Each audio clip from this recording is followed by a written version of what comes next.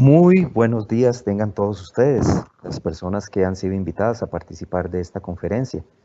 Queremos darles la bienvenida y un agradecimiento muy especial por su puntualidad. La Dirección Regional de Educación de Cartago, la Asesoría Regional de Estudios Sociales y la Asesoría Regional de Educación Cívica se complacen en darle la bienvenida a la presente conferencia Significado para Cartago y Costa Rica de la firma del acta del 29 de octubre de 1821. Para eso tenemos un invitado muy especial, don Vladimir de la Cruz, quien estará a cargo de llevar adelante esta conferencia. Desde ya le damos las gracias a don Vladimir por aceptar nuestra invitación y dirigirnos esta conferencia. El equipo de apoyo que les va a acompañar en esta mañana está conformado por la máster Marcela Gamboa Muñoz, asesora regional de capacitación y desarrollo educativo, y quien les habla, su servidor Ramón Vega Sánchez, asesor regional de educación religiosa.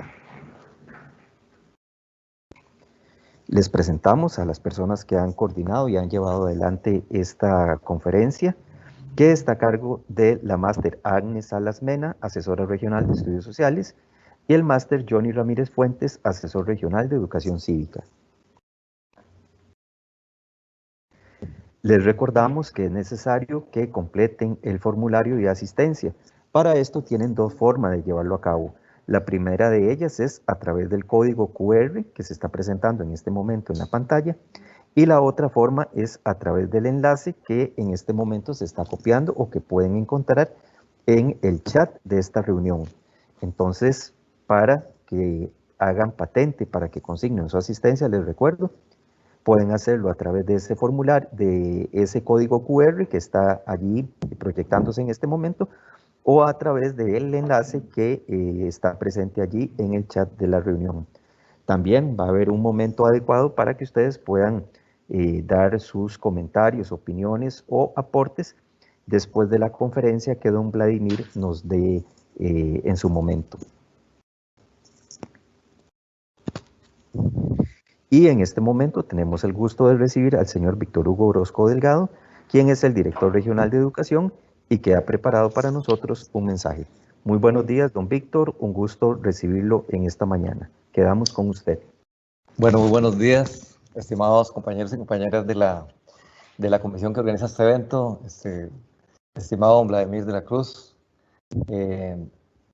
queridos directores, directoras, compañeros y compañeras del área de estudios sociales de los distintos centros educativos que conforman esta dirección regional. Nosotros nos sentimos honrados y orgullosos de tener en esta mañana a una persona tan distinguida en el ámbito nacional e internacional como es don Vladimir de la Cruz, reconocido historiador, politólogo, profesor universitario, en fin, una persona con grandísimos atestados que de muy buena manera decidió compartir con nosotros hoy todas sus experiencias asociadas a lo que es la fecha del 29 de octubre para Costa Rica y para Cartago. Entonces, don Vladimir, extensivo mi agradecimiento para usted y la disposición que ha tenido para con esta dirección regional, y a los compañeros y compañeras que estamos acompañando este evento, prepararnos para disfrutar de este valioso espacio académico y lo más importante del mismo, que ojalá que de aquí podamos nutrir también nuestras experiencias para poder concretarlas y compartirlas con nuestros estudiantes en los centros educativos. Bienvenidos a todas y todas y muchas gracias por su participación en este evento tan especial.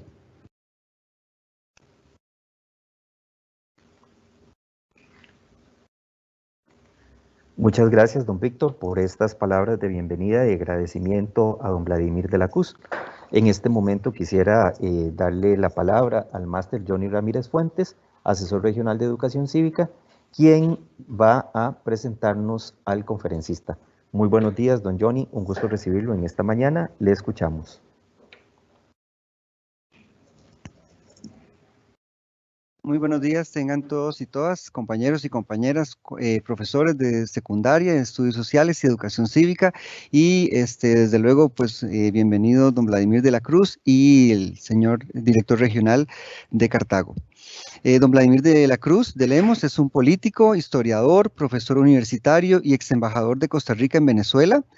Fue candidato presidencial, decano de la Facultad de Ciencias Sociales de la Universidad Nacional, director del Instituto de Estudios de Trabajo de la Universidad Nacional, director de la Cátedra de Historia en Instituciones de Costa Rica de la Universidad de Costa Rica, presidente y directivo de la Editorial Costa Rica, presidente y directivo del Museo Dr. Don Rafael Calderón Guardia y embajador ante el gobierno de Venezuela. También fue nombrado miembro de la Junta de Notables convocada por la presidenta doña Laura Chinchilla para elaborar sugerencias en la reforma del Estado. Es autor de múltiples libros y editor y coautor de la Historia General de Costa Rica en 5 tomos, así como de publicaciones y ensayos y revistas nacionales y en el extranjero, especializado en la historia de las luchas sociales y el movimiento obrero y en la historia nacional republicana. También ha obtenido el Premio Nacional Aquileo Echeverría y el Premio Nacional Cleto González Víquez de la Academia de la Geografía e Historia en Costa Rica.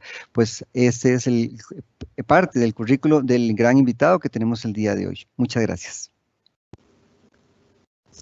Muchas gracias, don Johnny, por esa presentación, y quedamos entonces con don Vladimir de la Cruz, quien va a desarrollar la conferencia Significado para Cartago y Costa Rica, de la firma del acta del 29 de octubre de 1821. Muy buenos días, don Vladimir. Para nosotros es un gusto recibirle y quedamos con usted.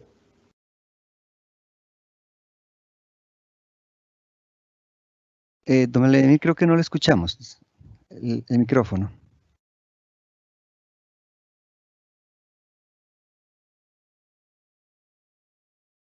No, todavía no le escuchamos, don Vladimir.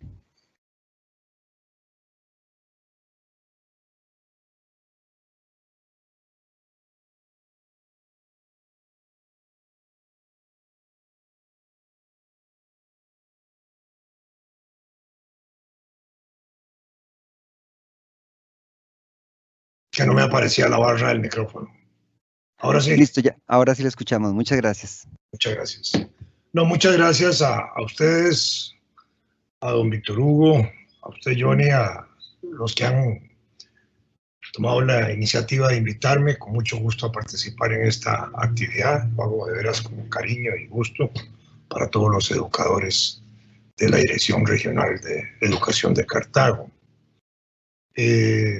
Lo que estamos celebrando en estos días, y el viernes cierra formalmente, digamos, en el bicentenario de la proclamación de la independencia de Costa Rica en Cartago, pues es muy importante, a pesar de que el gobierno en estos días le ha bajado el piso a la actividad. Y ahora después al final les voy a leer un artículo que salió publicado hoy en la República Digital, muy fuerte contra el gobierno por este motivo. Pero en todo caso, vamos a hablar de lo que nos interesa en este instante. El proceso de la independencia en Costa Rica no puede desvincularse del proceso de la independencia en todo el continente. Ni tampoco se puede desvincular de la lucha que tuvo en España el pueblo español contra la ocupación francesa, porque eso contribuyó también a desarrollar y a fortalecer los movimientos independentistas en el continente.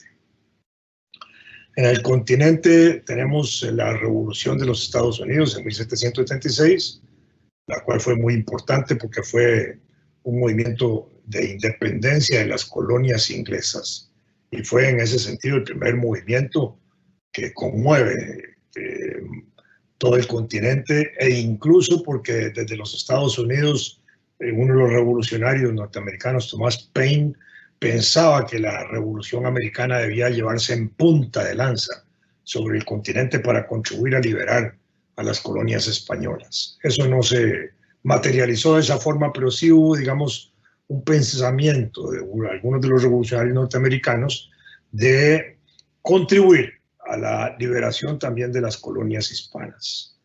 Tenemos la Revolución Francesa en 1789, que fue un acontecimiento todavía de características mundiales más profundas, porque la Revolución Francesa cuestionó todo el absolutismo monárquico existente y las formas monárquicas de gobierno y las formas absolutistas de gobierno.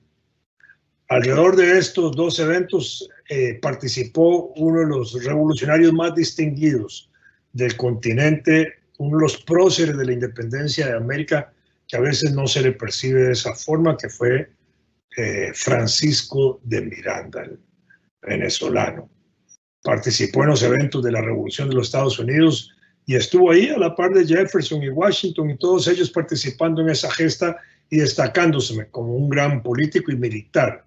Y después contribuyó también en la Revolución Francesa, donde también participó de manera activa en las direcciones político-militares de la Revolución, y es el único latinoamericano y del continente, me parece también, que tiene su nombre inscrito en el Arco de Triunfo de París, como un reconocimiento a sus aportes. Y de paso también fue Francisco Miranda uno de los hombres que desde principios del siglo XIX empezó a gestionar apoyos económicos entre todas las monarquías anti-españolistas que habían en aquella época, que estaban disputando también la hegemonía en el Caribe y en la hegemonía en América del Sur y en el continente de los ingleses, y que procuraban establecer relaciones directas de comercio e intercambio comercial con estos países. Entonces él también se movió en buscarle los fondos adecuados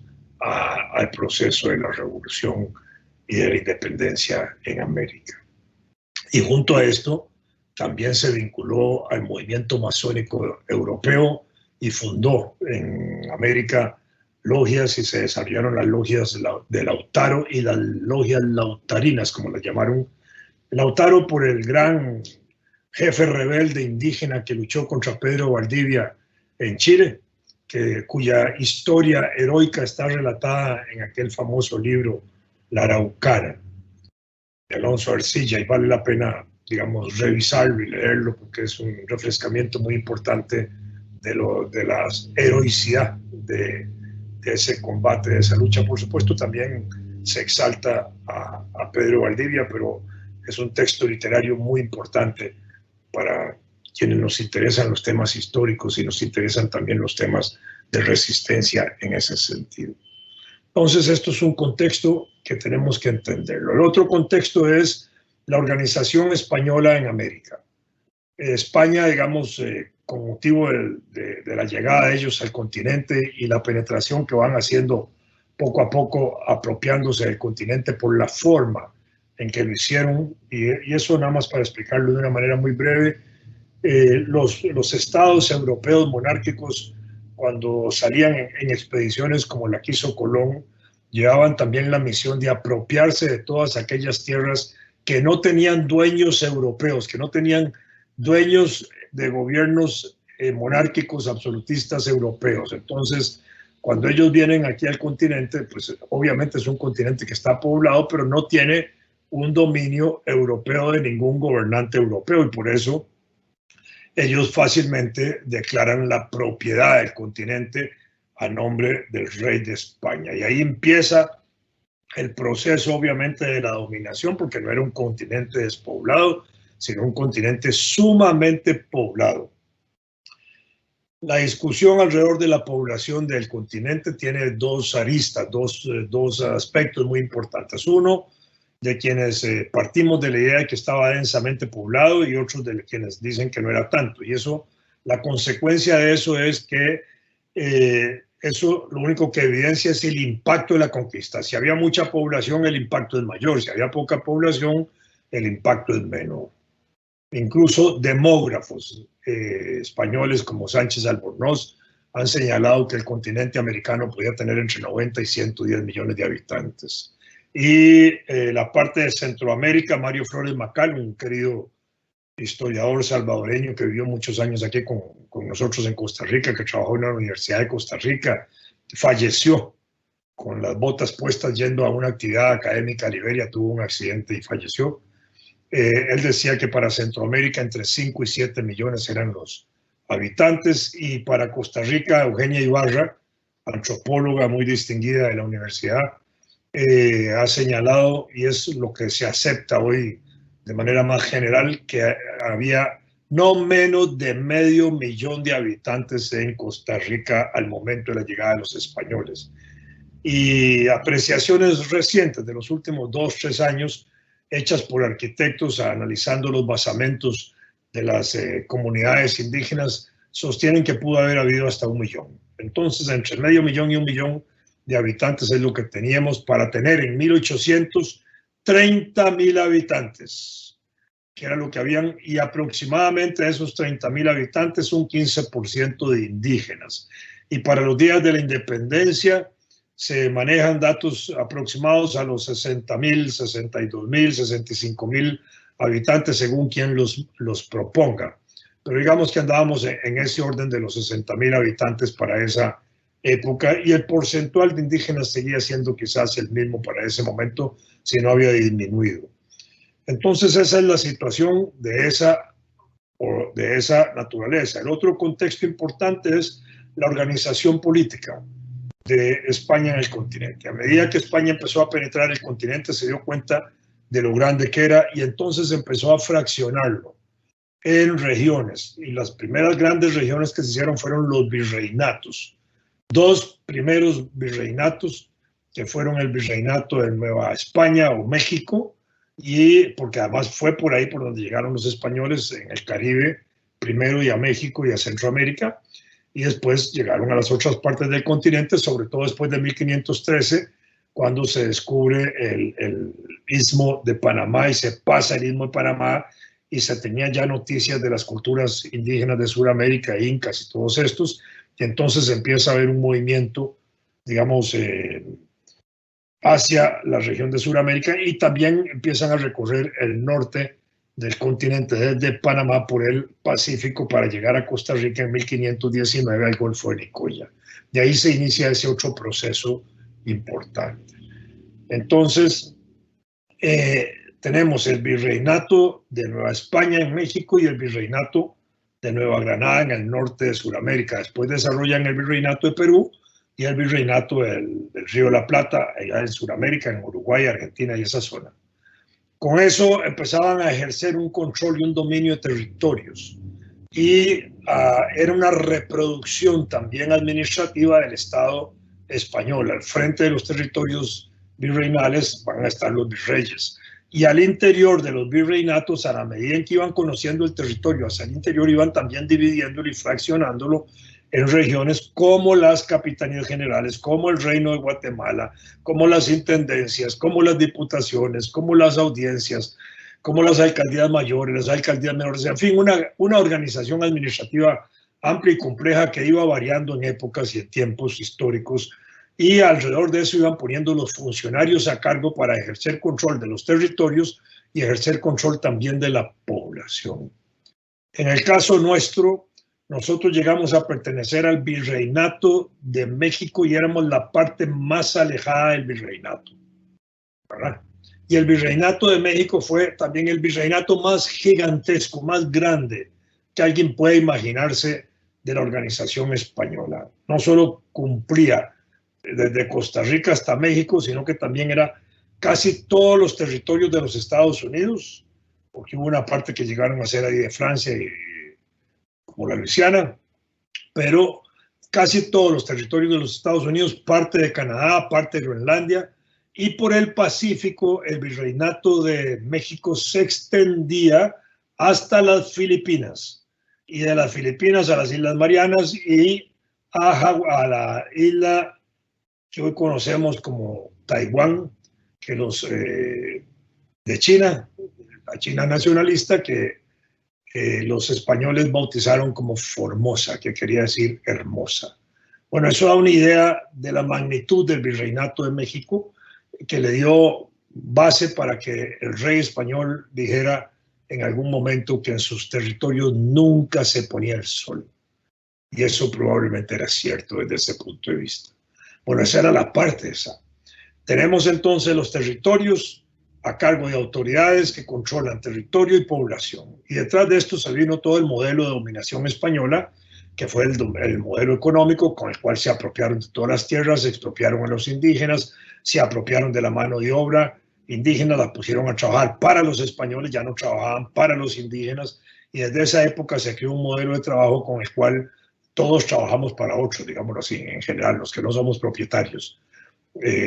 Luego el dominio político, todo la dominación política, las autoridades políticas impuestas fueron las españolas, las autoridades religiosas, se impuso una nueva religión que era la católica. Si los españoles hubieran sido árabes, hubiéramos sido musulmanes.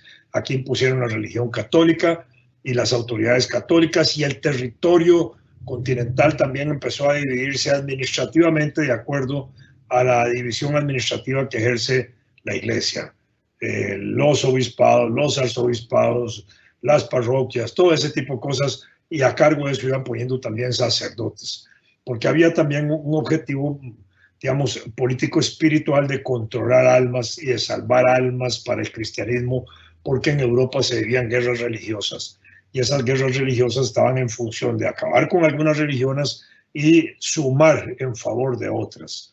Y ahí estaban los musulmanes, estaban los católicos llevando guerras, las cruzadas, todo ese tipo de cosas que estaban en ese ambiente europeo funcionando, y que cuando empieza la dominación española, pues ellos imponen la religión católica, y el pretexto de salvar almas fue una razón moral de la conquista.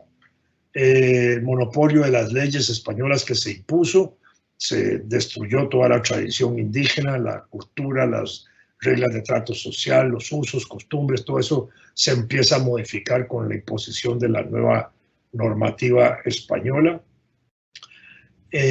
Una violencia militar extraordinaria, diferenciada totalmente en los medios de guerra: pólvora, hierro, caballos, perros que no se conocían en América, que fueron usados para la guerra de conquista. Todo eso le daba enormes ventajas a los conquistadores. Al final se impusieron.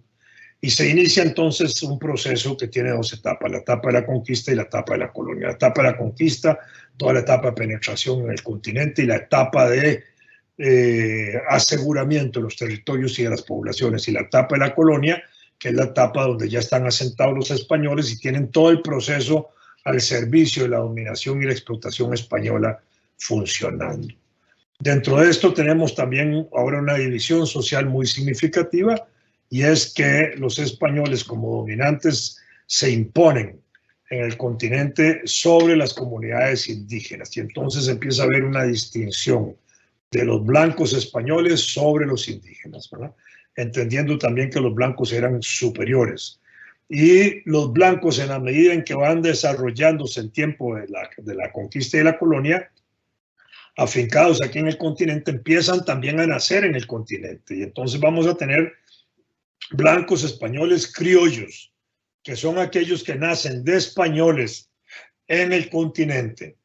Y entonces tenemos una capa dominante de los blancos españoles, que los vamos a llamar peninsulares, aquellos que nacían en la península ibérica, y los criollos que nacían aquí. Los de la península ibérica generalmente eran aquellos que ejercieron la mayor parte del control político de la época colonial, mientras que los criollos estuvieron a cargo de las actividades económicas fundamentales, y por supuesto al servicio de ellos todas las comunidades indígenas.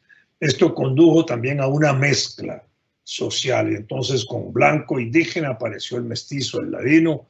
Después el problema de la resistencia a la dominación y las guerras que se impusieron y las pestes que trajeron los españoles provocaron una catástrofe demográfica enorme. Además a eso se sumó una inhibición cultural de las mujeres a no procrear o a interrumpir sus embarazos por las violaciones a que eran sometidas, y entonces decae la población, y por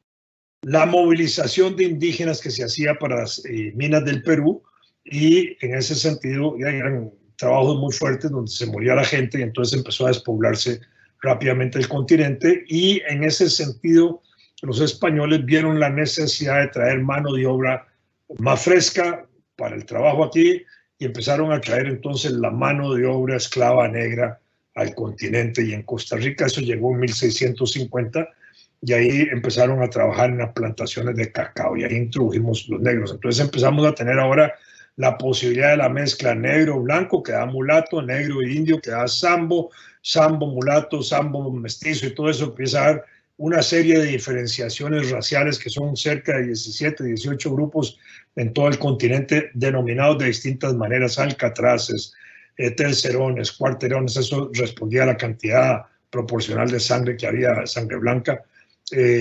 pardos, como la Puebla de los Pardos, que eran como los tugurios de Cartago ahí en esa época, donde apareció la imagen de la Virgencita de los Ángeles. Entonces empieza a haber una diferenciación social donde todos esos otros grupos están marginados, excluidos, son obligados a trabajar, a someterse, son cristianizados. La parte de la cristianización fue importante para incluso la misma salvaguarda física de los indígenas, porque en el momento en que empiezan a ser bautizados y a ser cristianizados, ya les otorgan, para decirlo de esa manera, el alma casi que por decreto, como hizo el Papa, y en ese sentido ya no los podían matar, porque de acuerdo a la tradición, cristiano no mata cristiano. Cristiano podía matar musulmanes en esas guerras de religiones que había, pero no mataba a cristianos. Y empezó a desarrollarse un concepto de persona cristiana, que era importante, y entonces les daban una salvaguarda, pero si eran sometidos a los trabajos, dominados por los trabajos, y empiezan a aparecer sacerdotes notables que empiezan a exaltar las condiciones de esa nueva situación de los indígenas y empiezan de alguna manera a plantearse las protecciones a los indígenas dentro del proceso colonial. Esto para entenderlo así. España impuso un proceso de violencia económica y dominante por todos los sentidos, en tanto, digamos, estableció monopolios de poder, monopolio de la economía, monopolio de la producción, monopolio de las rutas comerciales, monopolio de los puertos que podían transportar desde España y Europa aquí y de aquí para allá. Y en ese sentido, los criollos que estaban a cargo de la producción al finalizar el proceso colonial en el siglo XVIII están interesados en tener nuevas opciones de comercio. ¿Por qué? Porque en 1713 España había caído en sus relaciones europeas, había debilitado mucho y en ese sentido había empezado por el Tratado de Utrecht con Inglaterra a facilitar que buques ingleses pudieran hacer transporte de mercaderías de España al continente y del continente a España, y a través de esos transportes ingleses empezaron también a penetrar en el continente las ideas de libre comercio inglesas y las ideas liberales inglesas, donde tenían fuerza, digamos, las ideas antiabsolutistas, antimonárquicas, republicanas, etcétera, que van planteándose desde finales del siglo XVII, todo el siglo XVIII y el siglo XIX. Y el siglo XVII y XVIII conduce al desarrollo de grandes movimientos intelectuales. El enciclopedismo en Europa, la ilustración en Europa y en España a través de tres grandes sacerdotes en el siglo XVIII, Campomanes, Jovellanos y Feijó, solo que ese proceso en España fue tardío y no se pudieron modernizar al estilo de las otras comunidades europeas. Y en los Estados Unidos ese movimiento intelectual se desarrolló a través de lo que se llama el iluminismo americano, que eran las ideas estas importantes. Y esas ideas van a ser importantes porque los movimientos políticos para desarrollarse también requieren ideas políticas. Sin ideas políticas no hay movimientos políticos. Sin ideas revolucionarias no hay movimientos revolucionarios. ¿Quiénes estaban en esos movimientos? Gente culta, sí. Gente educada, sí. ¿Eran muchos? No, eran pocos porque el proceso de la educación estaba muy restringido y en ese sentido las personas que asistían a los procesos educativos y tenían la posibilidad de formarse, pues eran pocos. Y eso no demerita los procesos de independencia, ni de revoluciones independentistas, ni de movimientos sociales en ese sentido, porque todos los movimientos, incluso hoy día, requieren intelectuales políticamente organizados, intelectuales organizados, como se les dice también, para impulsar los procesos de cambio social. Y en ese sentido, los educadores podemos ser importantes, y en Costa Rica lo han sido importantes desde la independencia misma. Nuestro primer jefe de Estado fue un educador, Juan Mora Fernández, y ahí tenemos un ejemplo de eso. Escuelas y universidades en el proceso de la colonia se fueron desarrollando en distintas partes. En el caso de la área nuestra, de la Capitanía General de Guatemala, la que se desarrolló fue la Universidad de Guatemala en primer lugar, la de San Carlos, muy tardíamente después la de León. A esas universidades pudimos enviar gente a nosotros a estudiar desde finales del siglo XVIII, principios del siglo XIX, pero ahí se iban gestando esos procesos. Junto con el proceso de la ilustración y el enciclopedismo y el iluminismo que empieza a repercutir en el continente, empiezan a penetrar también esas ideas, empieza a penetrar también la prensa y la imprenta en Guatemala es la cuarta imprenta que se establece en todo el continente. Esto es muy importante para entender también que en Guatemala había un proceso de culturización importantísimo, avanzado, donde teníamos imprenta desde hace casi 400 años, desde 1650 y pico, y ahí empezaron a desarrollarse publicaciones y después empiezan a aparecer periódicos, y a finales del siglo XVIII y principios del siglo XIX tenemos una prensa activa en Guatemala que divulga el pensamiento liberal europeo de los grandes pensadores como Locke, como los pensadores económicos David Ricardo, Adam Smith, Quesnay, que era el ministro de Finanzas de Francia,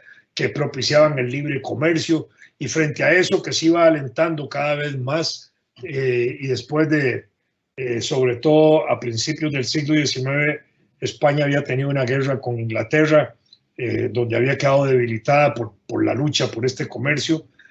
Todo eso empieza a influir de una manera notable para que los grupos, ahora sí, productores de Centroamérica, empiecen a tener contrariedades, contradicciones, conflictos, no solo con quienes están administrando la colonia, sino entre ellos mismos a propósito del libre comercio. Y entonces se desarrollan un núcleo de contradicciones muy importantes en El Salvador, en Guatemala, ligeramente en Honduras, no tanto en Costa Rica, en León y Granada, que eran los dos polos ahí en Nicaragua, obviamente en Sudamérica igual, y entonces ahí empiezan a desarrollarse estos procesos de contradicciones que entre 1810 y 1821 provocan movimientos anti-españolistas en toda la región de Centroamérica, cuando allí se dan procesos revolucionarios, no revolucionarios en el sentido clásico, pero sí movimientos anti-españolistas de protesta contra la organización española y por la libertad de comercio. Entre ellos tuvieron los movimientos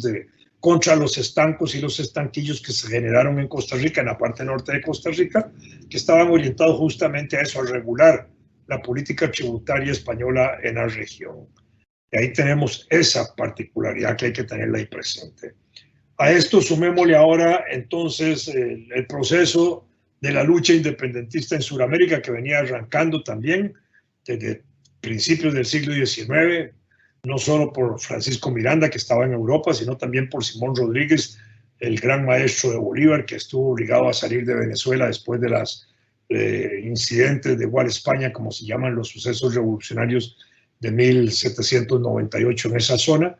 Y Bolívar, que le sigue siendo un muchachillo a España, ya a principios del siglo XIX está en España, recorriendo España y nutriéndose de la Revolución Francesa y de los movimientos revolucionarios europeos, y acompañando a su maestro en giras que hace en Europa, cultivándose más y desarrollando más sus ideas libertarias. Y en ese sentido tenemos esa parte. En Costa Rica teníamos incluso un joven costarricense, Pablo Alvarado Bonilla, que era maestro, que había nacido en el siglo XVIII, por supuesto, pero que ya a principios del siglo XIX se va a educar en medicina a Guatemala. La Escuela de Medicina de Guatemala, la carrera de medicina era una carrera de las más viejas que había en el continente, y allí había un núcleo de profesores liberales muy importantes. Uno de ellos, el doctor Felipe Molina, que es uno de los líderes de la independencia de Guatemala y de Centroamérica, que es también maestro, profesor de Pablo Alvarado. Y Pablo Alvarado se nutre de 3 o 4 grandes maestros de la medicina, que son sus profesores, que lo estimulan en sus ideas independentistas. Y el 15 de septiembre de 1808, Pablo Alvarado lanza su grito por la libertad de América, que es lo que podríamos considerar también el primer grito de independencia, no solo en la región de Centroamérica, sino dicho por el mismo Pablo Alvarado, el primer grito de independencia en toda la región, en todo el continente, y además el primer preso político que cae por hacer esas declaraciones, y se mantiene activo en esa lucha política por la independencia desde 1808 hasta 1821, que también participa en los procesos revolucionarios independentistas de Guatemala. 1810, el padre Morelos y luego el padre Hidalgo en México asumen la tarea de hacer un grito similar, lo que se llama el Grito de Dolores en México, alrededor de los cuales estos dos grandes sacerdotes fueron fusilados en México por las autoridades virreinales. Y ahí se inicia y arranca el proceso de la independencia de México, que era también el proceso de la independencia del virreinato. Acordémonos que nosotros formábamos parte del virreinato, pero que estaba regionalmente dividido, la capitanía y la parte de México con sus otras formas administrativas que habían en esa zona. La capitanía general incluía incluso el estado de Chiapas, la parte de Ciudad Real, Soconusco, Tuxtla, Cocomitán, toda esa zona. Y ahí se va desarrollando esa lucha importante. A eso tenemos otro escenario muy significativo, que es la ocupación francesa de España por Napoleón. Napoleón va en punta de lanza tratando de llevar hasta Rusia su revolución. En Rusia fue derrotado en 1812, pero estaba todavía ocupando España desde 1808 a 1814. En España, Napoleón impone una constitución monarquista constitucional para desarrollar un nuevo régimen.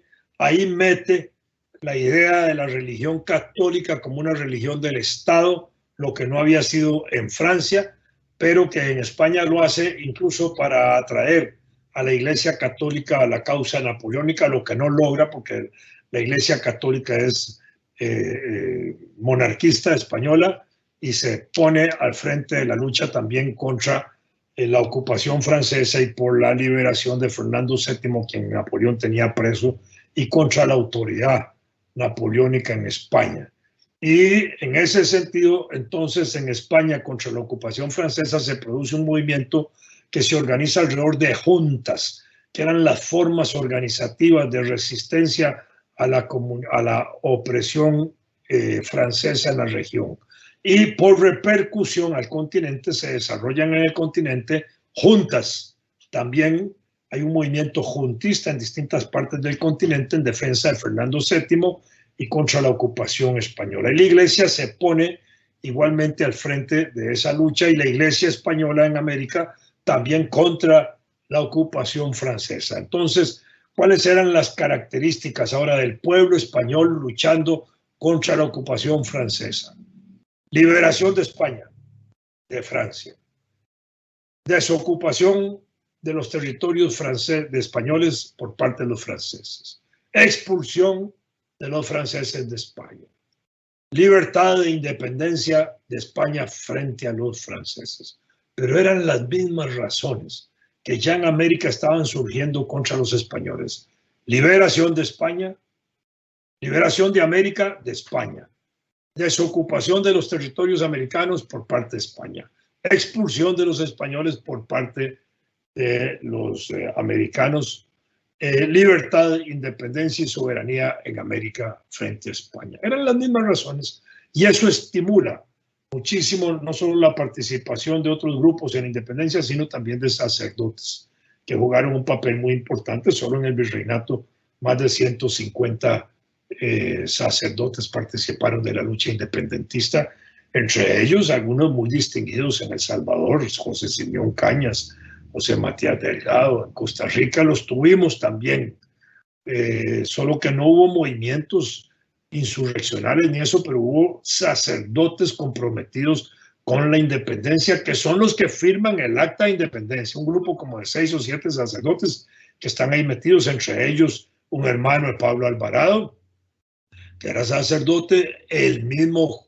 Juan de los Santos Madrid, uno de los sacerdotes más notables, inteligentes y cultos que tuvo Costa Rica en esa primera mitad del siglo XIX, que se distinguió desde las actas de independencia en los primeros gobiernos, que fueron las juntas provisionales, las juntas gubernativas provisionales que había en aquellos primeros años, entre 1821 y 1823, y después como un gran y distinguido diplomático y agente político de Costa Rica en la región. Entonces ahí tenemos esa presencia importante. Desarrollado este proceso, se iban agudizando las tensiones entre España y América, entre las autoridades coloniales en la región y los distintos grupos de criollos y contra sus autoridades, y eso empezó a estimular procesos. Y en el caso de Guatemala, la prensa había empezado a desarrollar también ideas de la enciclopedia, de la ilustración, del iluminismo, antimonárquicas, por la liberación. Todo este proceso empieza a fortalecerse mucho en Guatemala, donde estaba el núcleo de contradicciones quizás más importante. En México, mientras tanto, teníamos una monarquía, el virreinato, teníamos luchas insurreccionales que habían empezado a desarrollarse desde 1810 con el Grito de Dolores. En 1821, el virrey manda al militar Agustín de Iturbide a frenar la insurrección que tenía en el sur de México Vicente Guerrero. Terminan aliándose Vicente Guerrero y Iturbide el 24 de febrero de 1821 y establecen lo que se llamó el Plan de las Tres Garantías, que fue un plan para impulsar la independencia de México con igualdad de españoles y criollos y otros, y la religión católica y esos elementos.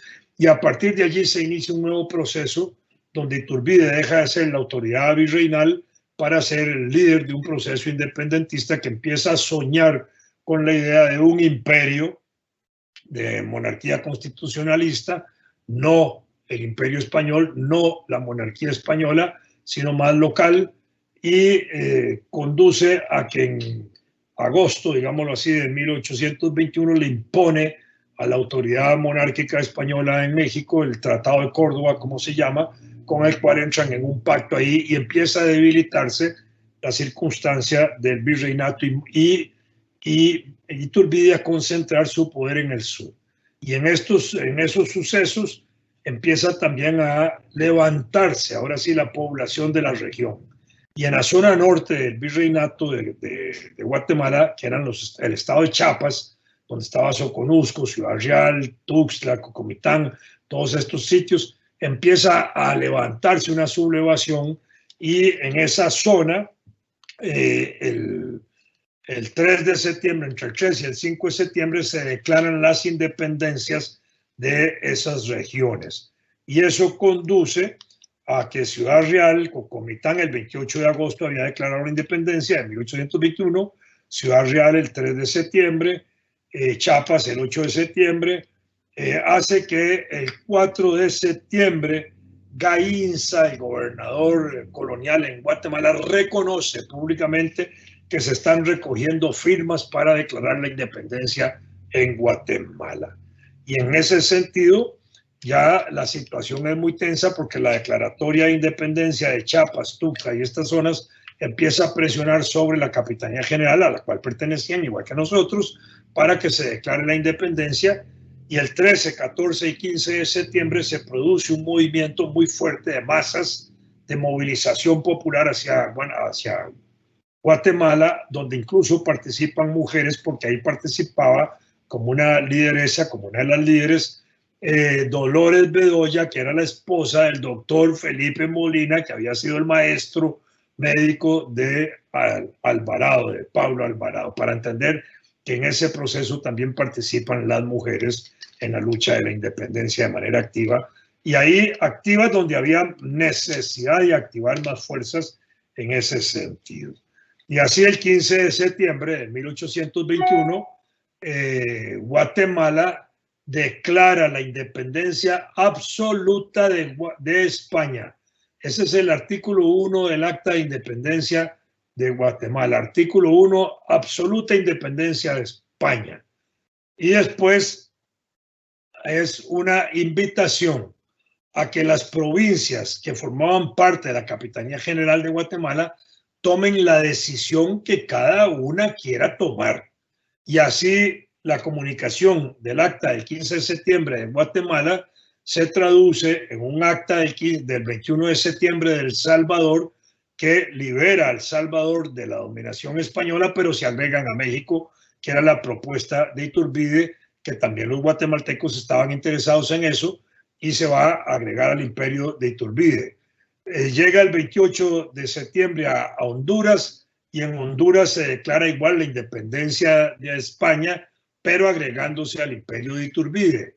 Y el 28 de septiembre en Nicaragua se produce un acta que es un híbrido, porque primero declara la independencia de Nicaragua de Guatemala, no de España. Y el segundo elemento es que se declaran independientes de España hasta que se aclaren los nublados del día, que esa es la característica de el acta de independencia de León del 28 de septiembre. Esa acta fue modificada después el 12 de octubre, cuando ya declaran la independencia de España, pero en ese momento están declarando nada más la independencia de Guatemala, y a nosotros, a Costa Rica, nos llegan el 13 de octubre las dos actas, el acta de Guatemala y el acta de León de Nicaragua de 28 de septiembre. El gobernador no puede dejar de divulgarlas y darlas a conocer, porque ya se estaba provocando una insurrección y una independencia en el resto de la región, y el gobernador tiene que someter a conocimiento de los pueblos eso. Entonces se convoca para informar y para que se distribuya la información, y empiezan a solicitarse que se envíen delegados de los pueblos a Cartago para que el 29 de octubre tomen una decisión. Esa invitación a los pueblos de Costa Rica para enviar delegados se hace de carácter popular, por cabildos abiertos. El cabildo funcionaba de manera cerrada o de manera abierta. Cerrada cuando solo trabajaban los funcionarios del cabildo, y abiertas cuando se convocaba a la población para consultar, para discutir, para tomar decisiones colectivas. Y en este sentido, cuando se mandan los documentos a conocimiento de los pueblos para que manden sus delegados, se ordena que sean cabildos abiertos, de manera que la gente que llegó a Cartago fue el resultado de procesos de elección popular de los cabildos, de designación de los cabildos, donde la gente popularmente participó en enviar delegados, y la mayoría de los delegados que llegaron a Cartago indudablemente iban con la idea de la independencia, de manera que el pueblo costarricense en aquellos días estaba más a favor de la independencia de España. Así, el 28 de octubre en Cartago estaban los delegados ahí reunidos, habiendo sido importante que entre el 13 de octubre, cuando llegó la noticia de la independencia, y el 28 se había agitado todo el proceso de político en el Valle Central. El 13 de octubre, por ejemplo, llega la noticia, pero el 14 de octubre en San José se integra una junta de gobierno provisional. ¿Por qué en el 14 de octubre se hace eso en San José? Porque a San José llegaron las actas primero que a Cartago. Por supuesto que iban a Cartago porque era el depósito donde se debían hacer, y ahí estaban la capital colonial nuestra.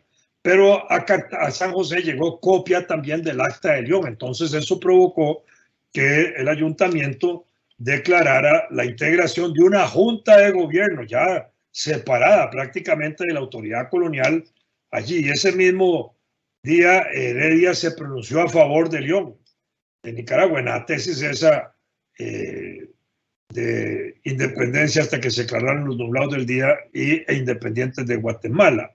El 16 de octubre Alajuela se pronunció parecido a San José, y el 25 de octubre ya se había constituido también una junta de delegados, y el 26 de octubre se había establecido una junta superior gubernativa provisional para reunirse en la capital colonial el 29 de octubre todos los delegados. Mientras esto sucedía, el gobernador colonial empezó a recoger todas las armas posibles para concentrarlas en Cartago. Nosotros no teníamos un ejército colonial aquí importante ni una milicia fuerte, porque durante el periodo de la insurrección, desde 1810 en adelante, en la zona del virreinato, empezaron a concentrarse las tropas más hacia México y el norte que hacia la zona sur. Entonces nosotros quedamos prácticamente desmilitarizados, pero con armas pocas, pero que existían. Cuando empiezan a concentrarse en Cartago, eso provocó una inquietud muy grande en los que se estaban reuniendo ahí, y en la noche del 28 al 29 de octubre, a las 3 de la mañana del 29, José Santos Lombardo, uno de los líderes de la independencia en ese momento, le quita las armas al gobernador. Y ese fue un acto muy importante, porque con esto evitaba que el gobernador pudiera usar armas contra el proceso de la independencia, y además garantizaba tener las armas para defender el mismo proceso de la independencia. No hubo necesidad de disparar un solo tiro. Así se produce la declaratoria de independencia de Cartago del 29 de octubre de 1821, cuyo primer artículo es igual que el de Guatemala: independencia absoluta de España. En el momento en que nosotros ya declaramos la independencia, en ese momento somos independientes. Y a partir de allí, un segundo acto que podamos tomar es porque lo tomamos en el momento en que ya somos independientes. Si en el segundo acto de Cartago se dice que se van a aceptar las normas, las reglas y las leyes del Imperio Mexicano y se va a hacer una excitativa para participar de eso, ya era un acto de independencia nuestra. Pero así estaba todo Centroamérica volcado de esa misma manera, y también Guatemala. Incluso en el acta de Guatemala hay algo muy interesante, porque también se convoca para que las provincias que pertenecíamos todas a Guatemala antes, de nuevo, enviemos delegados electos para, como diputados, constituir un congreso para, en 1822, resolver el fenómeno de la independencia en general, y para ver si seguimos unidos o no. Y entonces empieza ese proceso de nuevo ahí. Esa invitación que hace Guatemala para nombrar un diputado por cada 15,000 habitantes incluye una frase que dice: debe tomarse en cuenta a los ciudadanos originarios africanos. Artículo 3 del acta, me parece que es del 15 de septiembre, y eso es muy importante porque eso significa en la práctica que el acta del 15 de septiembre abolió tácitamente la esclavitud al establecer la condición del ciudadano, que era el opuesto al vasallo, la condición del hombre libre opuesto al súbdito español. Y entonces lo que se va a surgir con la independencia es una condición de ciudadanía política, de ciudadanos, hombres libres y con derechos, porque también empieza a divulgarse los derechos, la Declaración de los Derechos del Hombre y del Ciudadano de la Revolución Francesa de 1789. Entonces eso empieza a tener fuerza, pero ahí importante es la Declaratoria de Ciudadanía de los Negros en 1821, que hasta 1824 el Congreso de la República Federal abole de manera absoluta la esclavitud en Centroamérica, pero ya el acta de independencia técnicamente la había establecido. Y entonces tenemos esos momentos importantes en el acta de independencia de Guatemala y el acta de independencia nuestra. En los años en que empieza a partir de la declaratoria de independencia de Costa Rica el 29 de octubre de 1821, entonces inmediatamente, en ambas actas, Guatemala y Costa Rica, aparecen las firmas de los gobernadores. En Guatemala, Gaínza, y en Costa Rica, Juan Manuel de Cañas. ¿Por qué aparecen las firmas de los gobernadores?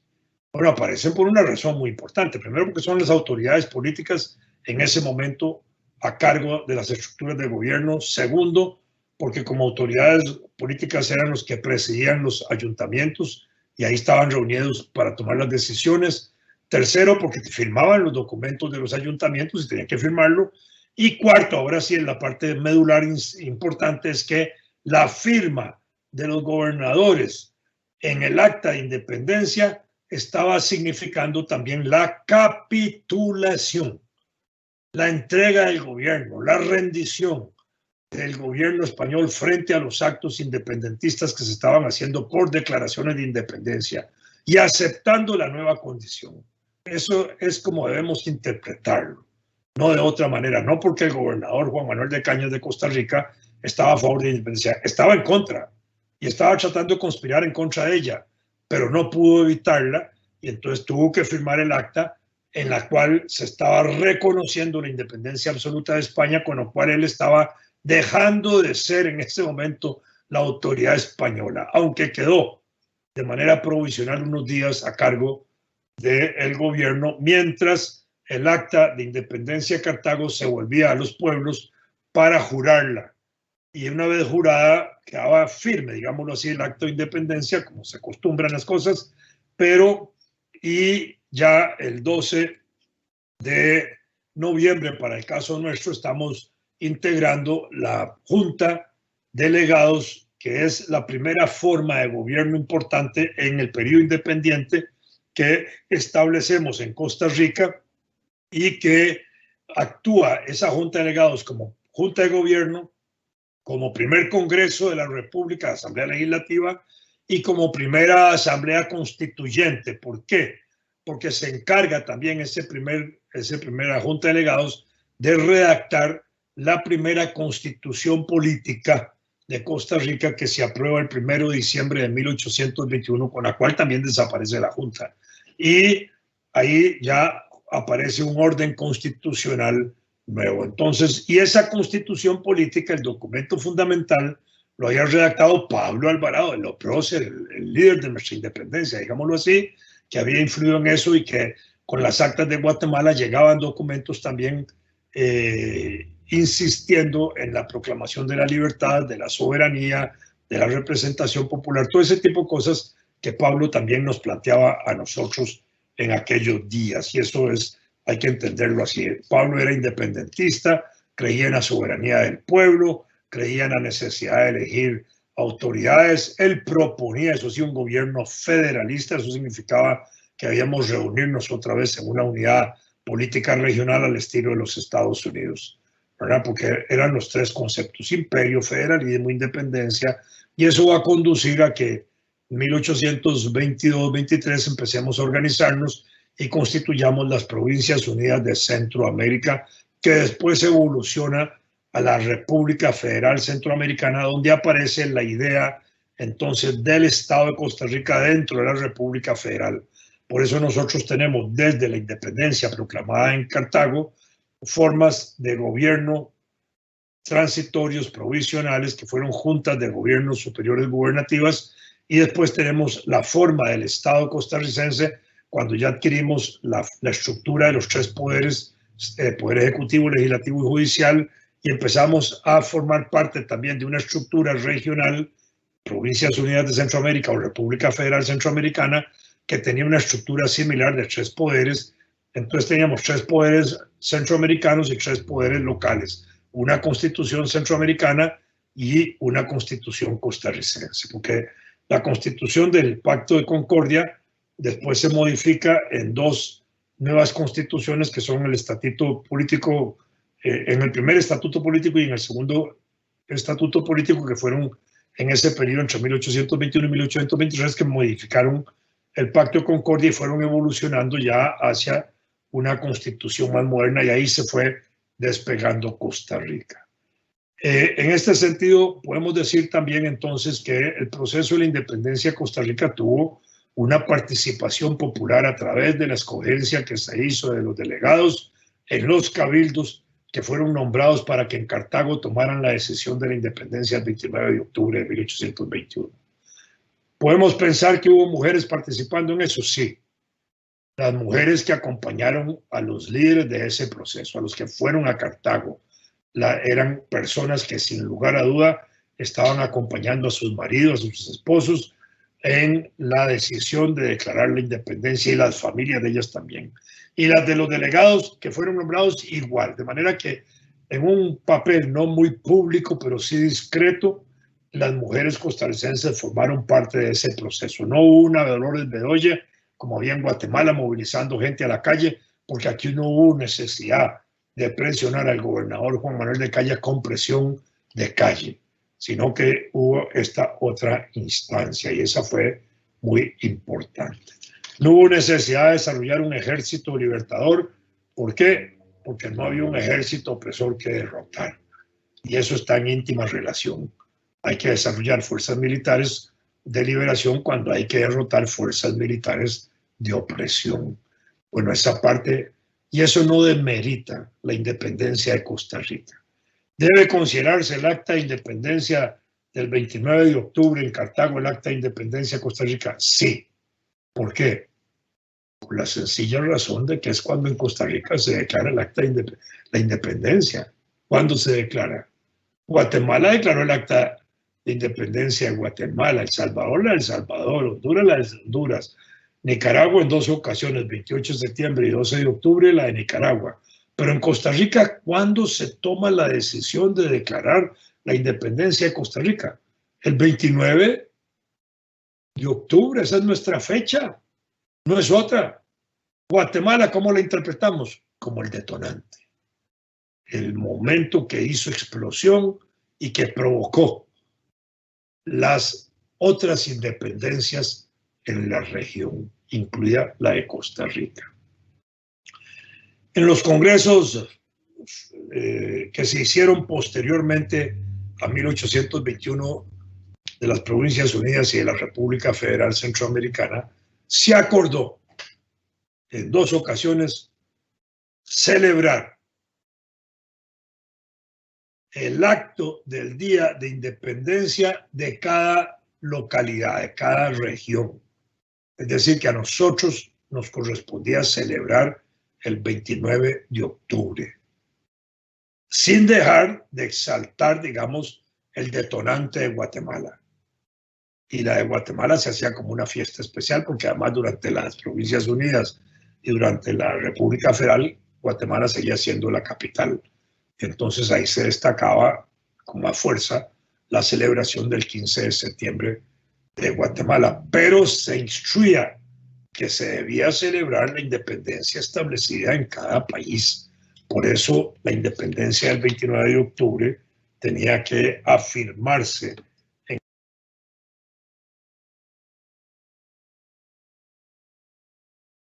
Don Vladimir, disculpe, creo que se le fue el audio, me parece.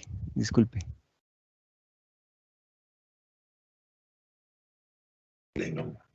Excelente, ya, perfecto. Gracias. Excelente. Sí, ya está.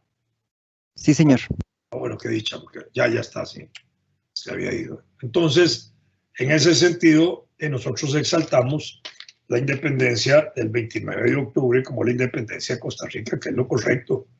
El 3 de marzo de 1823, el Congreso, el primer Congreso, declara la independencia, y el 8 de marzo el Congreso igual vuelve a declarar la independencia de Costa Rica y ratifica el 8 de marzo de 1823 el Acuerdo de Independencia de Costa Rica del 29 de octubre, ¿verdad? Donde estaba claro eso, por supuesto, que era la independencia de España y de México. Ya cuando nosotros incluso habíamos comunicado la idea de anexarnos a México, de subordinarnos a Iturbide, Iturbide ya no existía, porque Iturbide fue enfrentado militarmente, destituido y muerto, y entonces el imperio se disolvió y ninguno de los países de Centroamérica pudo unirse en ese sentido al imperio mexicano, salvo Chiapas, y que quedó agregado a México. El 12 de marzo se acordó la unión con México, pero ya no tenía ninguna importancia. Costa Rica incluso se había declarado pacífica y neutral en ese acontecimiento, y el 14 de esa fecha ya se había decidido anexar a México, pero ya sin ninguna fuerza. Y aunque nos anexamos teóricamente el 19 de marzo del año 23, ya México ya no existía en ese sentido, el imperio mexicano, y no había necesidad de participar de eso. El acta de independencia de Costa Rica es, sin lugar a dudas, el acta del 29 de octubre de 1821. Y así lo celebramos nosotros, y así lo consideramos. Yo creo que esta es la parte más importante para nosotros. Me voy a permitir leerles, a cierre de esta actividad, un artículo que salió y publicado en el periódico La República en su edición digital, a propósito de la celebración del 29 de octubre próximo en Cartago, en la cual el presidente le bajó el piso a esa actividad. El título del artículo es: lo que ha hecho el Poder Ejecutivo con la celebración de la independencia en Cartago es moral y políticamente despreciable. Este artículo se lo puedo pasar ahí a Johnny y a ellos para que los haga llegar a ustedes electrónicamente si quieren, o lo bajan directamente de la República. El 29 de octubre, guste o no guste, se esté de acuerdo o no con esa fecha de 1821, fue cuando en Cartago, entonces la capital colonial de Costa Rica, se tomó la decisión de declarar la independencia absoluta del reino español. Como se dice en el artículo primero del acta de esa fecha, que se aprobó por el Ayuntamiento de Cartago, que reunía delegados de distintos pueblos nombrados en cabildos abiertos para tomar una decisión frente a las actas de independencia de Guatemala del 15 de septiembre y la de León de Nicaragua del 28 de septiembre, que habían llegado a conocimiento los costarricenses el 13 de octubre, las cuales se pusieron en conocimiento los costarricenses en sus pueblos para que enviaran delegados a Cartago, que se reunirían ese día 29 de octubre para tomar una decisión. Así, ese glorioso día, 29 de octubre de 1821, se declaró la independencia de Costa Rica, como lo hicieron en las distintas provincias de Centroamérica en sus respectivas fechas: el 21 de septiembre en El Salvador, el 28 de septiembre en Honduras, Comayagua y en Nicaragua, actuando de la misma manera el acta del 15 de septiembre de Guatemala como el detonante de esas otras declaraciones. Se ha celebrado el bicentenario de la Declaración de la Independencia de Guatemala, como la de Centroamérica, con todas las formalidades que siempre se ha tenido con esa fecha, a pesar de que desde la Asamblea Nacional Constituyente de las Provincias Unidas de Centroamérica del 1 de julio de 1823 se señaló que la opresión ejercida por el gobierno español excitó a los pueblos el más ardiente deseo de recobrar sus derechos usurpados, que a impulsos de tan injustos sentimientos, todas las provincias de América sacudieran el yugo que las oprimió por espacio de 3 siglos, que las que pueblan el antiguo reino de Guatemala proclamaron gloriosamente su independencia en los últimos meses de septiembre y octubre del año 21, refiriéndose a los meses de septiembre y octubre, porque nosotros fuimos los últimos en octubre. Y las independencias pronunciadas a partir de la de Guatemala por El Salvador, Nicaragua, Honduras y Costa Rica, y por acuerdo del Supremo Poder Ejecutivo de las Provincias Unidas de Centroamérica el 1 de septiembre de 1823, se dispuso que en todos los pueblos de las Provincias Unidas se celebre la memoria del día en que cada uno proclamó su independencia del gobierno español, siendo el caso de Costa Rica el día 29 de octubre, el día que nosotros proclamamos la independencia.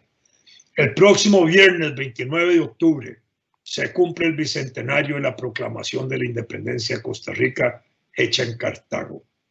El gobierno municipal de Cartago ha hecho todos los esfuerzos por hacer una digna celebración que incluye la develación de un monumento a la libertad o monumento a la independencia en la plaza mayor de esa ciudad al frente del Palacio Municipal, entre una gran cantidad de actividades que allí se han venido celebrando y realizando por la municipalidad y por la Asociación de la Puebla de los Pardos y otros grupos culturales, con publicaciones de un enorme valor investigativo y documental.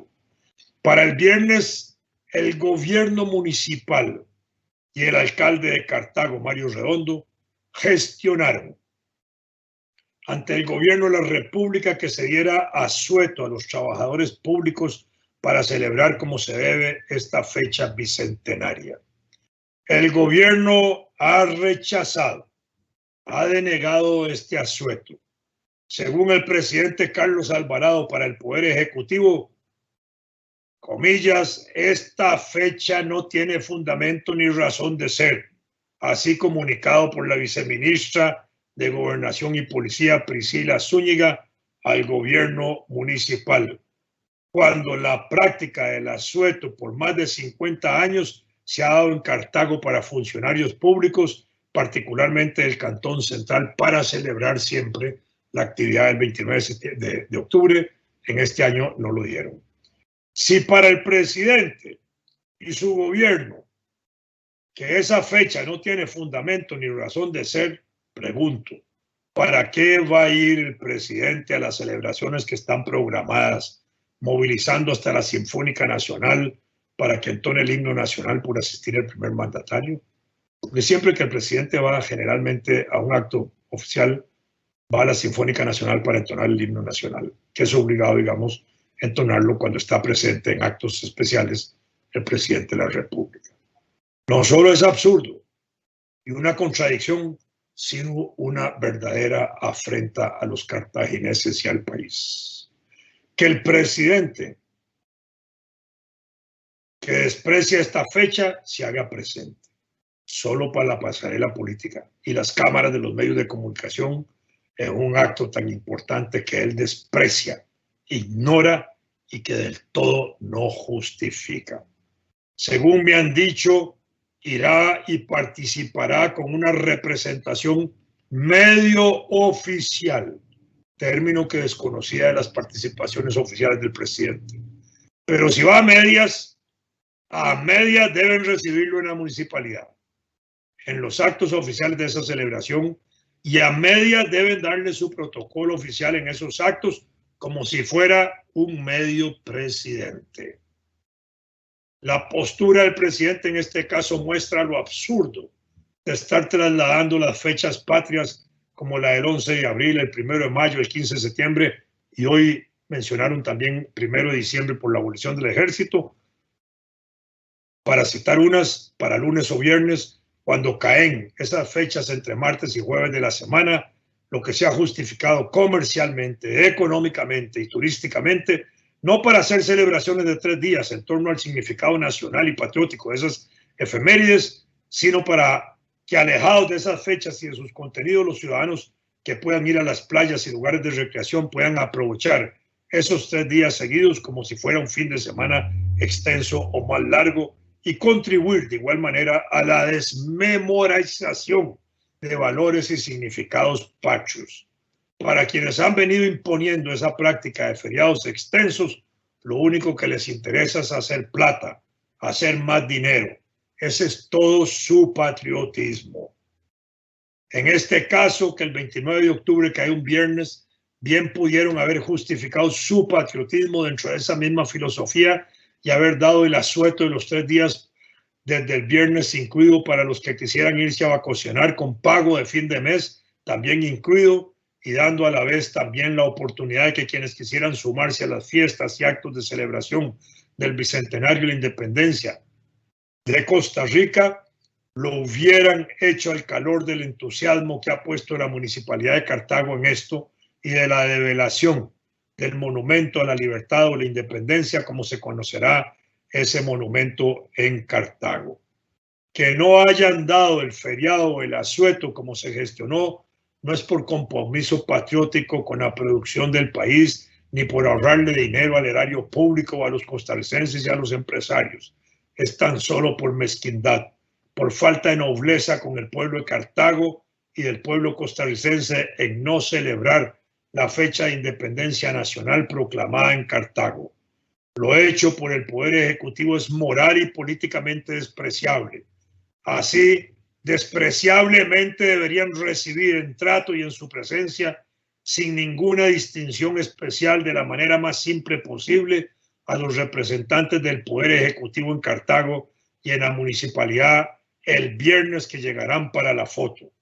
Lo resuelto por el Poder Ejecutivo expresa ruindad y bajeza, la falta de conocimiento histórico de quienes tomaron esa decisión de que esta fecha, el 29 de octubre, no tiene fundamento ni razón de ser, como dijo la viceministra.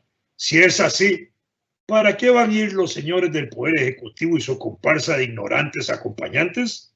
¿Para qué están embarcando al presidente con semejante estupidez de la incomprensión de esta fecha? Eso he escrito hoy a propósito de la celebración del próximo 29 de octubre. Muchas gracias. Muchísimas gracias, don Vladimir. De verdad que sus palabras nos llevan a la reflexión y realmente creo que varios de los comentarios que he recibido ahora de parte de los docentes es sobre la importancia, ¿verdad?, que debe tener esta fecha y lo fundamental del no pasar desapercibida. Varios comentarios nos hablan sobre exactamente eso, ¿verdad? Que deberían haber esfuerzos más grandes de parte de diferentes instancias del gobierno para pues darle una importancia y una verdadera celebración a este momento. Si usted voy a hacerle una consultita porque sé que estamos con un poquito fuera de tiempo. Preguntas, con mucho gusto. Sí, ok. Entonces, bueno, usted me dice hasta dónde le puedo hacer preguntitas. Gracias, muy amable. Tengo una pregunta acá que es más de corte histórico. Me pregunta un compañero que...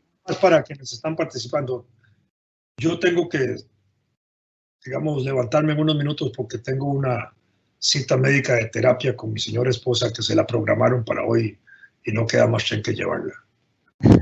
Muchísimas gracias, don Vladimir, por la aclaración.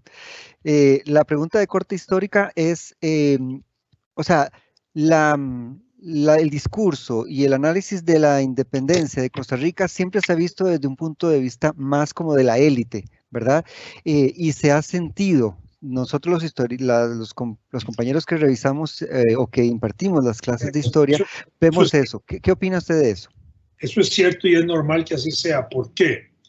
Porque eran las élites las que tenían la posibilidad de la cultura, de la educación, de superarse por medio de estos procesos.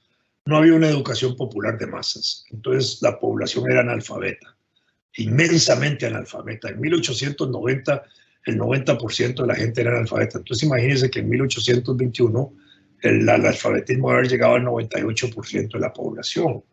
En ese sentido, como dije en un momento de la intervención, las ideas políticas, la cultura política, las ideas de la revolución, las ideas de la independencia, ¿quiénes se podían apropiar de ellas? La gente más culta. Por eso es que participan sacerdotes en el proceso de la independencia e incluido en Costa Rica. Participan varios sacerdotes, todos muy importantes porque era gente culta y tenía la información, pero eran sacerdotes independentistas, eso es lo que habría que entender. Entonces, el acceso a la educación por élites hacía que esas élites se convirtieran, o elementos de esas élites se convirtieran en los activos, digamos, promotores de los procesos de independencia, que generalmente, igual que en todos los procesos revolucionarios del mundo, esas élites jalan a las masas que pueden ser analfabetas o pueden ser poco cultas, pero que confían en la dirección político-intelectual ilustrada de quienes les enamoran con las ideas de la independencia. Eso es lo que pasó. Por eso es que la independencia podemos verla como una dirección de élites, sí, pero participaron los grupos populares donde hubo guerras de resistencia, por supuesto que sí, y donde no la hubo, atraídos por la ilustración, las luces, como diría Bolívar, de la educación de los hombres cultos que impulsaron ese proceso. Muchas gracias. La compañera Nesla nos hace una consulta, pero la voy a resumir de esta manera. ¿Qué consejo nos puede dar usted a los docentes para poder abordar de la mejor manera este tema de tanto la independencia como la firma del Acta de Independencia en Cartago? Yo pienso que hay que abordarlo como es. Primero, señalar que el proceso de la independencia es un proceso de largo tiempo, que en distintas regiones del continente se van produciendo movimientos, en algunos son triunfantes y muy rápidamente triunfantes, antes de que lo hagan en Guatemala, como fueron los procesos independentistas en Sudamérica desde 1810, en mayo en Argentina, el 5 de julio en Venezuela, y ahí siguió para arriba, y hasta que el virreinato en México también se empieza a sacudir desde 1810, que inicia su proceso de independencia en la parte mexicana, pero también en la parte centroamericana, con los movimientos antiespañolistas que se producen en Costa Rica, en El Salvador, en Honduras, en en Guatemala mismo, etcétera, que son distintos movimientos y de distinto tipo sobre lo que hay literatura.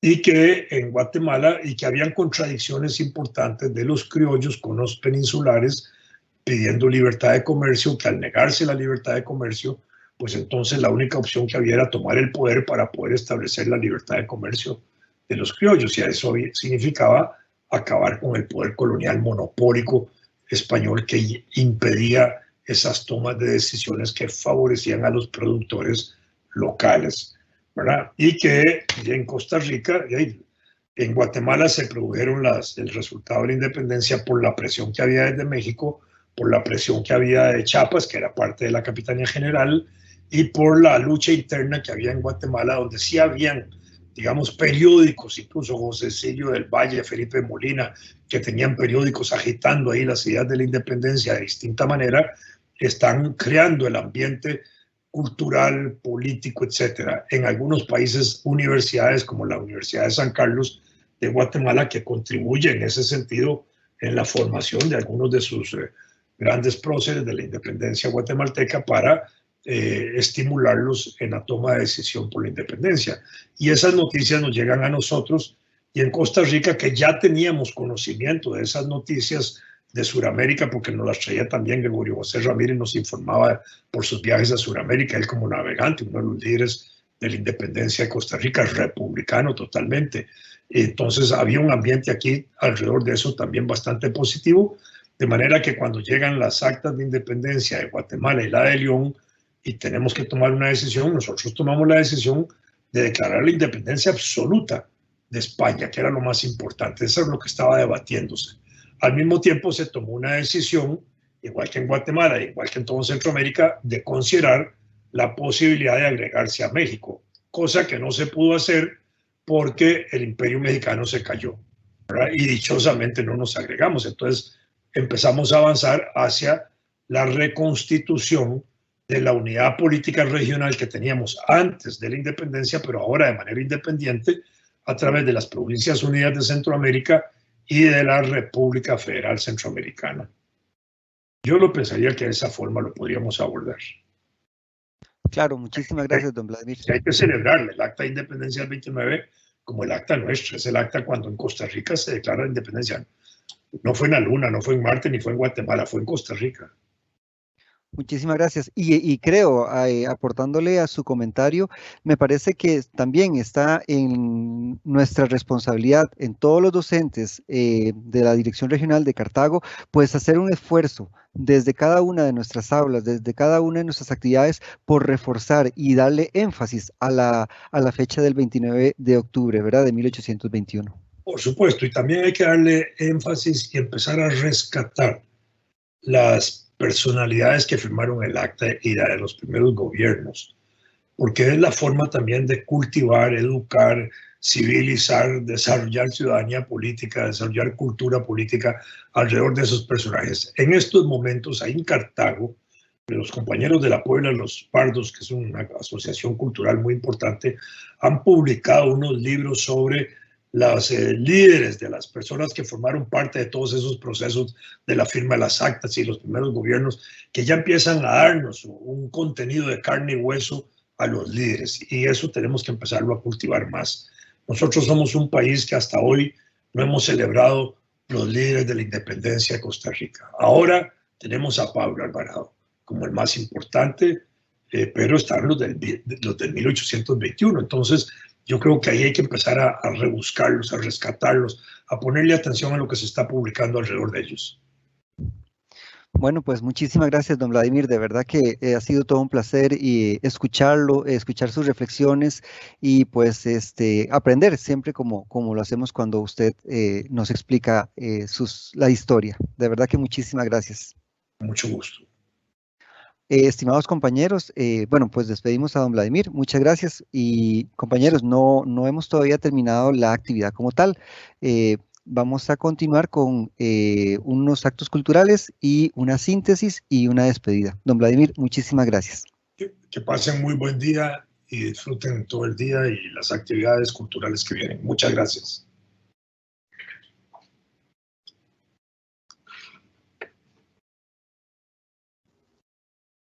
Bien, en este momento vamos a participar del acto cultural que nos ofrece el Colegio Técnico Profesional de Pacayes.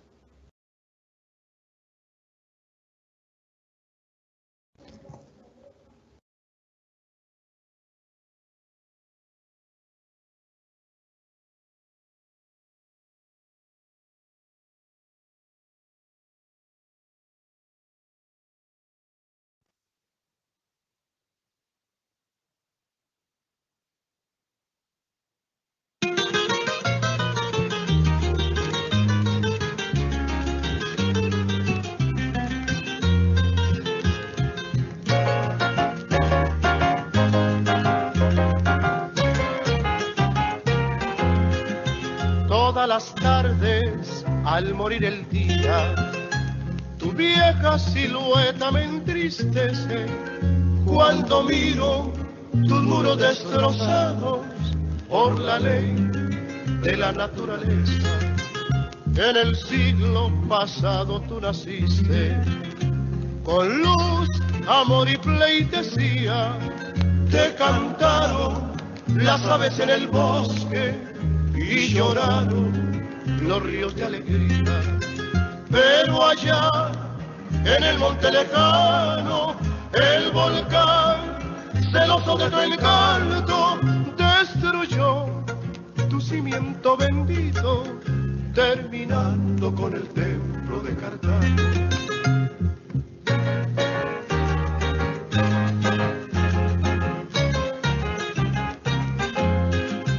¿Pienso acaso que Dios así lo quiso para darle más fe a su grandeza y dejarle a todos los cartagos esta reliquia de amor y de pureza? Hoy he vuelto a mirar esa reliquia convertida en jardín llena de flores.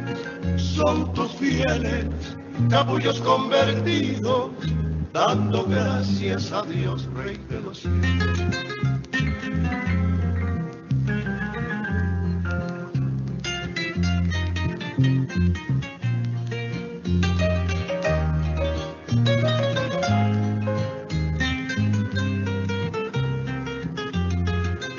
Pero allá, en el monte lejano, el volcán, celoso de tu encanto, destruyó tu cimiento bendito, terminando con el templo de Cartago.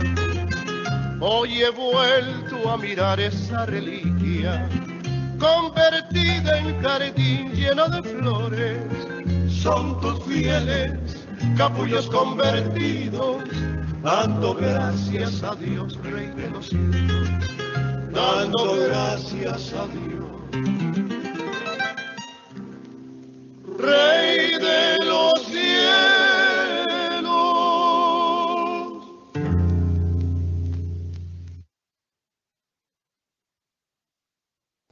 Bien, muchísimas gracias a las personas que se hicieron cargo de este acto cultural que le da realce a la presente conferencia llevada a cabo por don Vladimir de la Cruz.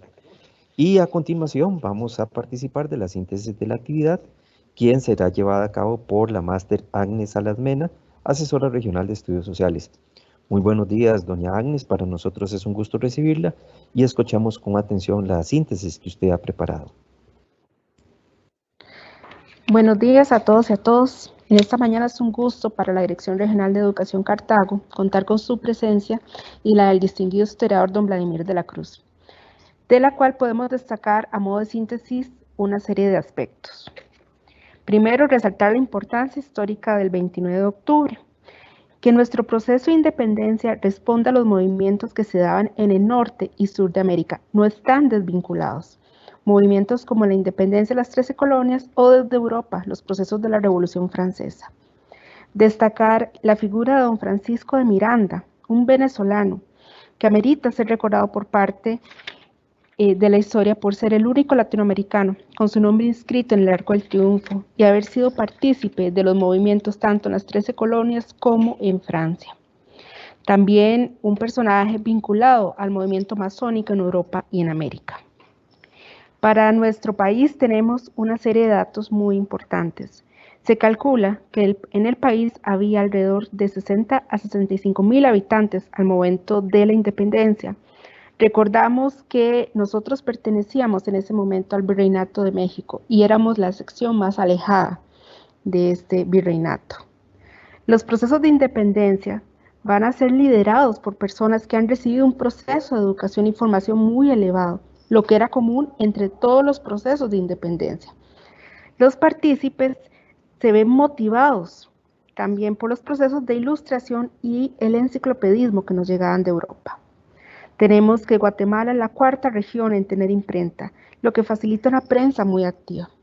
También vamos a tener una serie de movimientos antiespañolistas, muy centrados en contra del monopolio comercial y los impuestos que tenían sumergida a la región latinoamericana. Para nuestro país hay que destacar una figura muy importante que corresponde a don Pablo Alvarado Bonilla, educador nacido en el siglo XVIII, pero que va a tener una preponderancia en el siglo XIX. Él se va a estudiar medicina a Guatemala y ahí se va a impregnar de todos estos movimientos que motivan los procesos de independencia.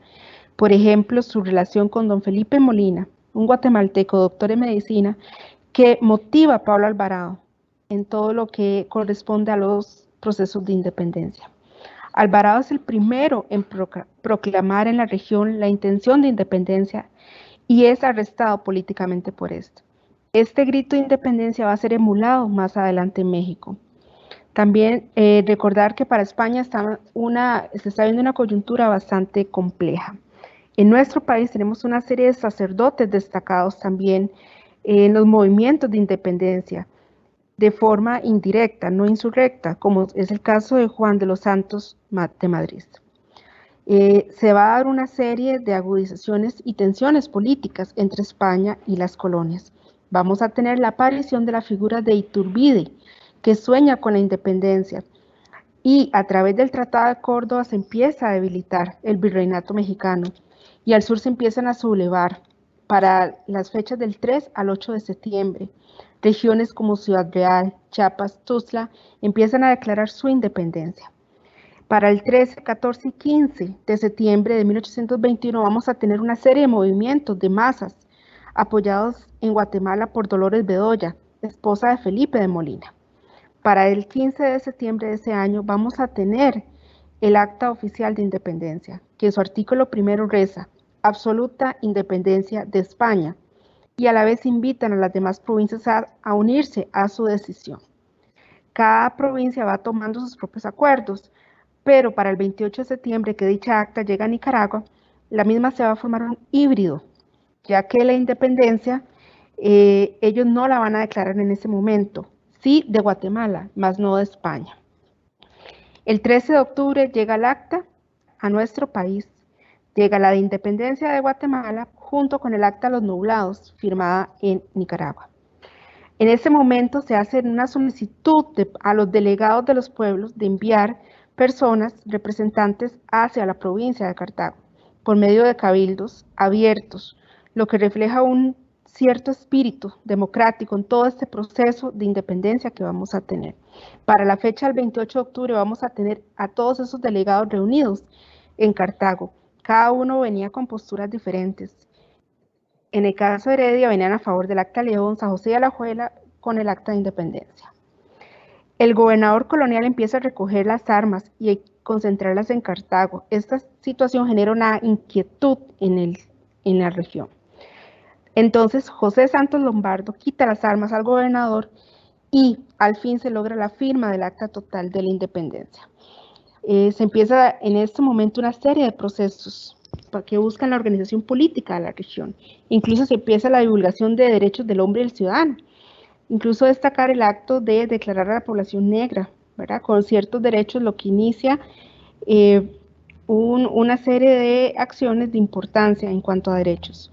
Los gobernadores, tanto de Guatemala como de Costa Rica, Gabino Gaínza y Juan Manuel de Cañas, pues les tocan presidir los ayuntamientos y su firma del Acta de Independencia significa la rendición y aceptación de la independencia y de la influencia española en la región. La primera constitución que vamos a tener en diciembre de 1821, redactada y vista por nuestro prócer Pablo Alvarado, pero la misma conserva un carácter federalista. La participación de los delegados de Cartago por la firma del acta refleja una vez más ese espíritu democrático, y es importante destacar la participación de mujeres, las esposas de esos delegados, en este proceso de independencia. Por último, don Vladimir de la Cruz señala que para él la firma del acta del 29 de octubre es nuestra firma de acta real o final.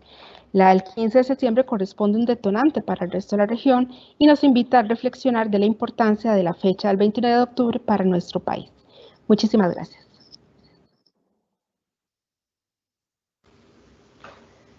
Bien, quisiéramos expresar nuestro más sincero agradecimiento a todas aquellas personas que han hecho posible el que se lleve a cabo esta conferencia. Muy particularmente a don Vladimir de la Cruz por habernos ilustrado en todo lo que se refiere a nuestra historia y a la firma del Acta de Independencia del 29 de octubre de 1821. Recordemos que la política educativa nos habla de que tenemos que ser ciudadanos identificados con nuestra patria, que tenemos que tener una conciencia e identidad importante para nuestra formación, y que este tipo de actividades, este tipo de conferencias, de webinarios que se llevan a cabo desde la dirección regional, pues buscan precisamente eso, generar opinión, generar conciencia, llevarnos a la reflexión y de esta manera poder poner en práctica estos postulados de la política educativa de ser ciudadanos conscientes de su identidad, pero con una proyección a nivel global. Muchísimas gracias por su participación, por su puntualidad a la hora de la asistencia. No se les olvide completar el formulario de asistencia presente en el chat de la reunión y vamos a dejarlos con el acto cultural a cargo de la Escuela Presbítero José Liendo y Coicochea. A todos, muchísimas gracias por habernos acompañado en esta actividad académica.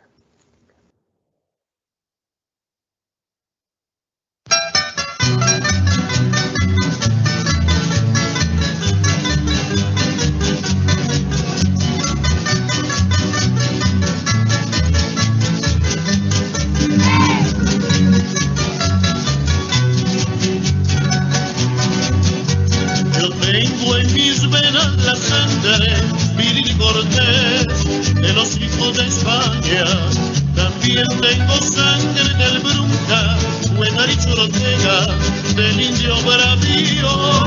Nací en una patria muy bella, gentil pedacito del mundo, la tierra adornada por guarias y mujeres bellas, que se llama así Costa Rica. La centroamericana, patria hermosa y soberana, paraíso sin igual. Costa Rica, si al nacer un día volviera, tendría yo la gracia de nacer bajo tu cielo.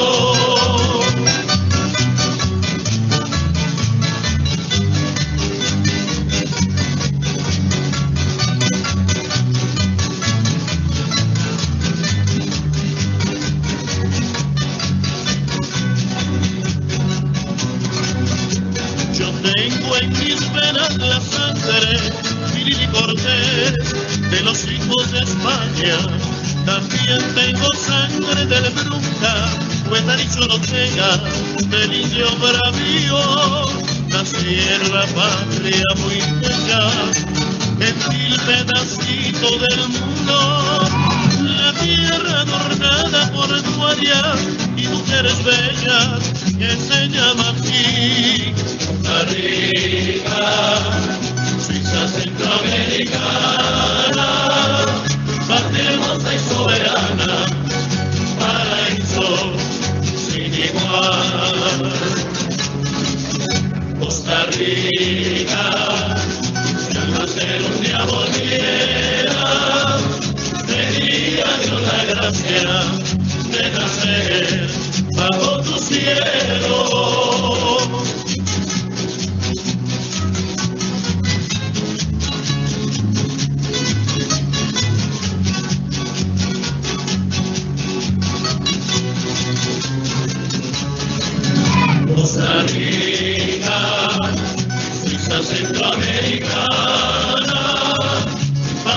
hermosa y soberana, paraíso sin igual. Costa Rica, si al nacer un día volviera, pediría a Dios la gracia de nacer bajo tu cielo.